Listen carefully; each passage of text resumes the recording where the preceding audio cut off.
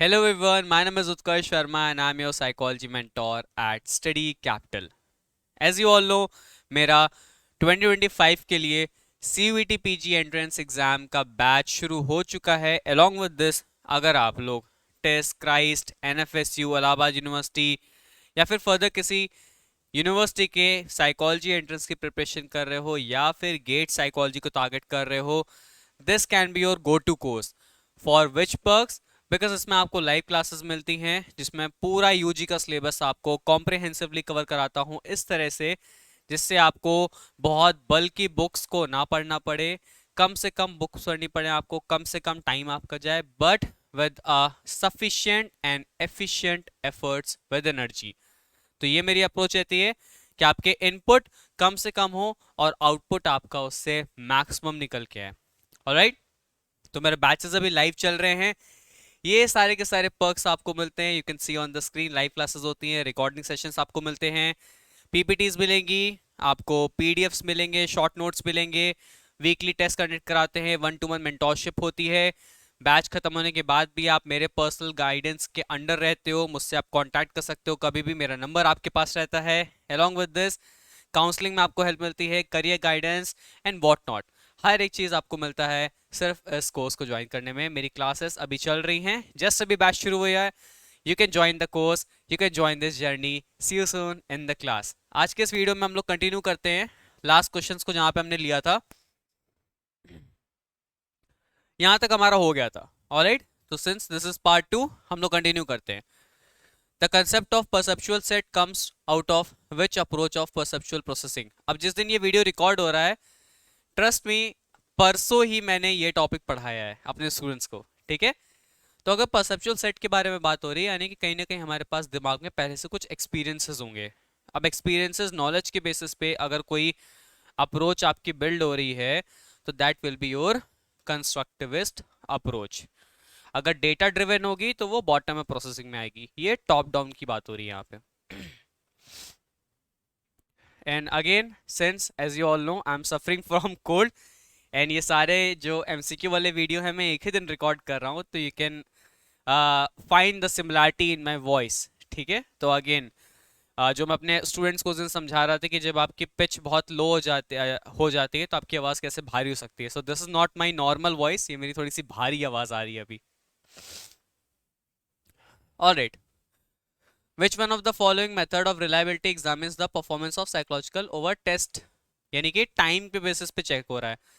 कहीं भी अगर टाइम के बेसिस पे बात हो रही है तो answer will be your test retest. Split half में क्या करते हैं कि टेस्ट को दो पार्ट में डिवाइड कर देते हैं, फिर चेक करते हैं। इंटर स्कोरर क्या होती है कि इंटर रेटर्स बेसिकली इंटरनल रिलायबिलिटी और आपके आइटम्स के बेसिस पे मैच होती है। अल्टरनेटिव फॉर्म मतलब सिमिलर फॉर्म डेवलप करते हैं सिमिलर डिफिकल्टी लेवल के साथ, वहां से रिलायबिलिटी निकालते हैं। अब अगेन ये सब चीजें जब मैं क्लास में पढ़ा रहा होता हूँ तो ये अराउंड एक हफ्ते लेती हैं ये सारी चीजें, ठीक है। Your weekly visit to your psycho analyst begins with कि आपके दिमाग में जो कुछ आ रहा है वो आप बोलते जाओ। तो इसका बेसिक आंसर क्या होगा? फ्री एसोसिएशन, ठीक है। यही इस टेक्निक का काम होता है। Alright, then you all know introspection structuralism school का कंसेप्ट है।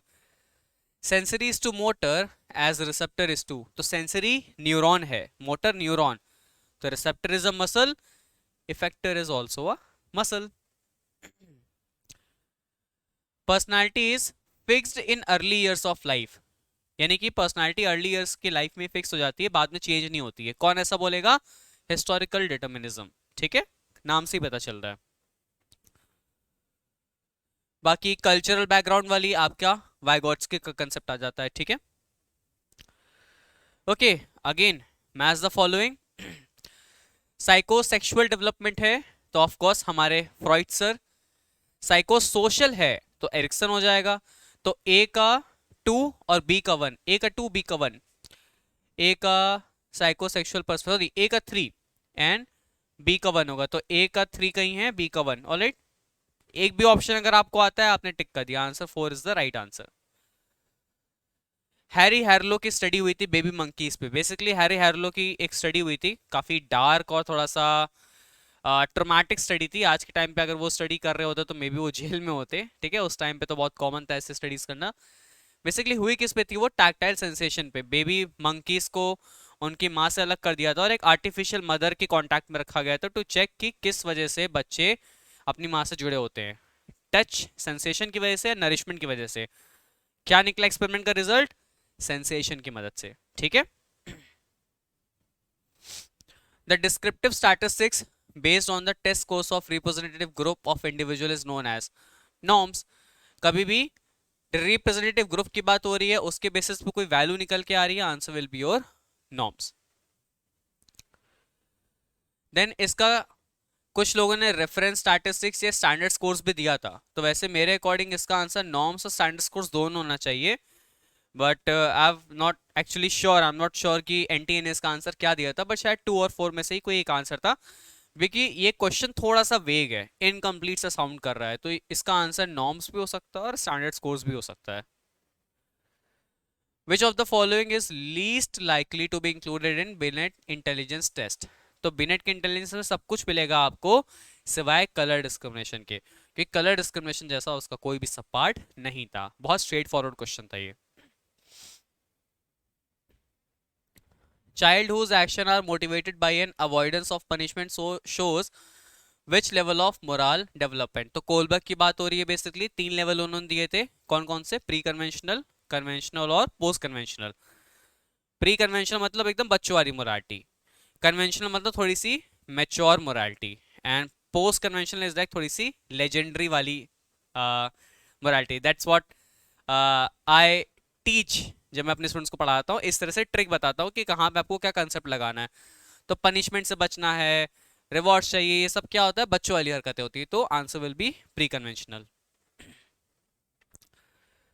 Attention influences memory by limiting it.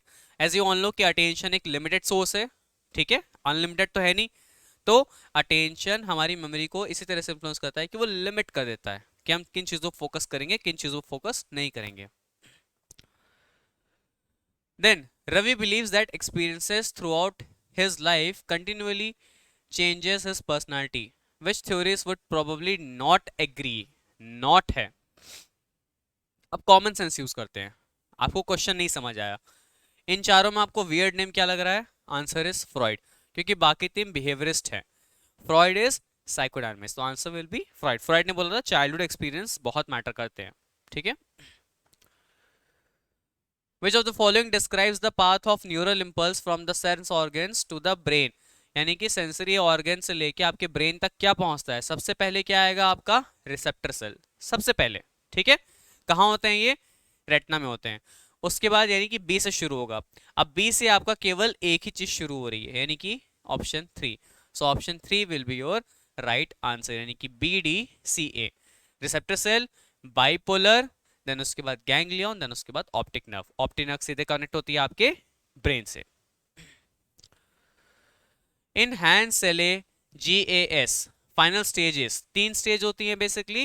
पहला होता है आपका अलार्मिंग, फिर होता है आपका रेजिस्टेंस, फिर होता है थक हार गए, एग्जॉशन। जैसे अभी मुझे जुकाम हो रखा है तो मेरे बॉडी ने अलार्म दिया था, ठीक है, मैंने नोटिस नहीं किया, अभी मेरी बॉडी फाइट कर रही है उस कोल्ड से, रेजिस्टेंस। अब अगर मैं एकदम थक हार के बीमार हो जाऊंगा, दैट विल बी एग्जॉशन, ठीक है, तो answer will B exhaustion. Which of the following methods relies least on representative sampling? सबसे least क्या होगा इस पे? केस स्टडी, क्योंकि आप सिंगल स्टडी की करते हो, सिंगल इंसान के ऊपर ही आप केस स्टडी करते हो डिटेल्ड, तो answer will B case study. यहाँ पे आपको रिप्रेजेंटेटिव जैसा कुछ नहीं मिलेगा। अगेन मैच द फॉलोइंग, जैसा मैंने बताया जिस भी चैप्टर में बहुत सारी थ्योरीज होंगी, क्वेश्चन आपके उससे हमेशा मैच द फॉलोइंग से बनेंगे, ठीक है। सॉल्व करते हैं इसको। जी फैक्टर का कंसेप्ट दिया था स्पीयरमैन ने, ए का 2 कहीं मिल रहा है, ए का 2 मिल गया, बाकी मिलाने की जरूरत ही नहीं है, ठीक है। बाकी भी चेक कर लो, आपका मल्टी फैक्टर थर्स्टन हो गया, देन आपका गिलफर्ड का मल्टी फैक्टर थ्योरी हो गई उनकी, ठीक है। देन हिरार्कल आपका हो गया जी का 2, यानी कि आपका option number 3। So basically multi factor आपका थर्स्टन हो गया, तो इस तरह से आप करके मैच कर सकते हो। Then cognitive behaviour therapy CBT Beck ने दिया था जो, उसके अकॉर्डिंग क्या क्या प्रोसेस होगा? सबसे पहले आप इलॉजिकल आइडियाज को जो आपके अंदर हैं उनको नोटिस करोगे, यानी ए से शुरू होगा। अब ए हमारे पास 2 हैं, ए बी है, ए डी है। बी क्या है, डिप्रेशन। तो जैसे ही आपके दिमाग में कुछ नेगेटिव थॉट आता है तुरंत तो डिप्रेशन में चले नहीं जाते हो, तो ऑब्वियसली इसका आंसर होगा ADCB, यानी कि फिर आप नेगेटिव फीलिंग लाते हो अपने अंदर, उसके बाद आप नेगेटिव बिहेवियर शो करते हो, फिर आप धीरे धीरे लास्ट स्टेज डिप्रेशन में चले जाते हो। तो कॉमन सेंस अगर आप यूज करोगे तो भी आपके सारे क्वेश्चन सॉल्व हो जाएंगे। The reduced sensitivity of sense organs to prolong stimulation is known as adaptation. Sensory adaptation की बात हो रही है, सेंस ऑर्गन की बात हो रही है, तो सेंसरी एडाप्टेशन होगा। अगर यहाँ पे ब्रेन वर्ड यूज होता तो इसका आंसर हो जाता हैबिचुएशन। ठीक है, जैसे आप कभी कभी परफ्यूम मारते हो, तुरंत तुरंत आपको स्मेल आती है, कुछ देर बाद आपको स्मेल आना बंद हो जाती है, बट स्मेल इज देयर।